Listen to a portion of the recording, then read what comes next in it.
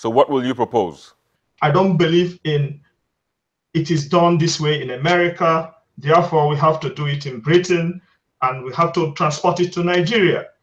No, there is what you call adaptability. You have to adapt some certain things, and then from that you can now forge something that you can use. If anybody tells you that there is a universal way of practicing democracy, the person is lying. Our Nigerian democracy is different from democracy practiced in America.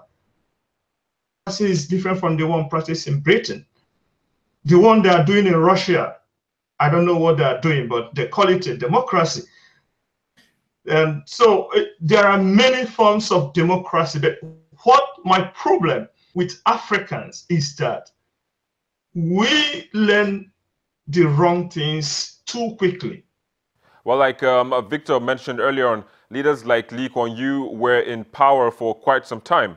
We also have Fidel and now Raul Castro, who held sway in Cuba, but are said to have done so well for their country. Don't you think that can happen in Africa as well? Well, I think when you look at Fidel Castro and Lee Kuan Yew, the situation around their state were very different, and I mean it was quite idiosyncratic to them. This was a Singaporean situation and this was a Cuban situation. Okay, in Singapore they were expelled from the Malaysian Union. And why? They had the same problem that Nigeria has today, the problem of value systems. They were the dirtiest, the ones who does not remit anything. They were always fighting. There was always bloodshed. And those guys simply got tired of them. And they were expelled. So someone had to take charge. And there had to be some kind of new indoctrination. And that was what necessitated his own stay, because it was his coming on board that began to introduce those new value systems. And you see that that's the same thing Nigeria suffers from today. However, Nigeria has not been expelled from anywhere. So it means that Nigeria's situation is quite different. We don't need a sit-tight leader. We just need to change our value systems. And we will be just, for example, like the UK. You see how they change prime minister any day. Anybody can just come from anywhere. But the only problem we've had is like Nigeria is like a bowl where you have so many balls. And those balls are of different colors. They should be of different colors. But in this case now you have black. Everything was black. So no matter what, when you put your hand inside that bowl and you pick out a ball, no matter the ball you pick out, it's going to be black.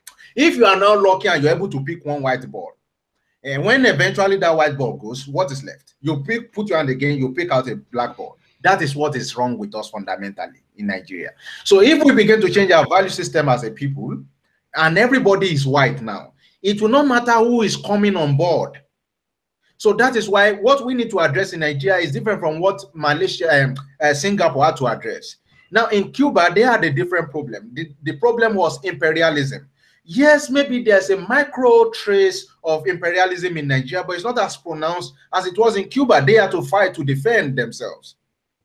And so the US was always coming to interfere. And this guy is saying, no, we have to defend our national unity. I mean, that's the term we now know as nationalism, and there are different forms of that. But their cases were different, and what necessitated that. And in fact, there's a large group of the population that does not even want that. They don't like that. So does that mean that we should copy, like my brother said earlier? We don't just copy practices. We need to look at ourselves and see what is suitable for us. And Nigeria, as divergent as we are, you know, in Cuba, they are Afro-Latin, Latin America, they speak Latino, they speak Spanish. Their languages are not as diverse as ours. But in Nigeria, for example, you have more than 350 languages. How do you manage that? The problem, my own concern is this.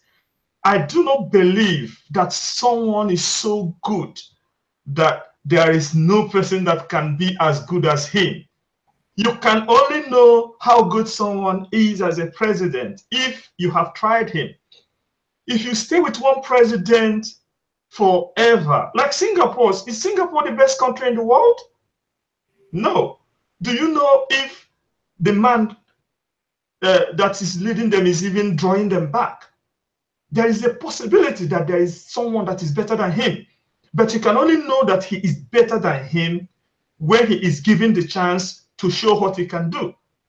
But if you say, because this man is good, he has to stay and we must follow what he's doing. Do you know what they are trying to tell us? That they have submitted all their wills to the whims of one man.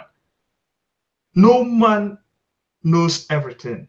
And this man must be, all the things he's doing, they must be done being the tinted glass of his own mind, his own preferences.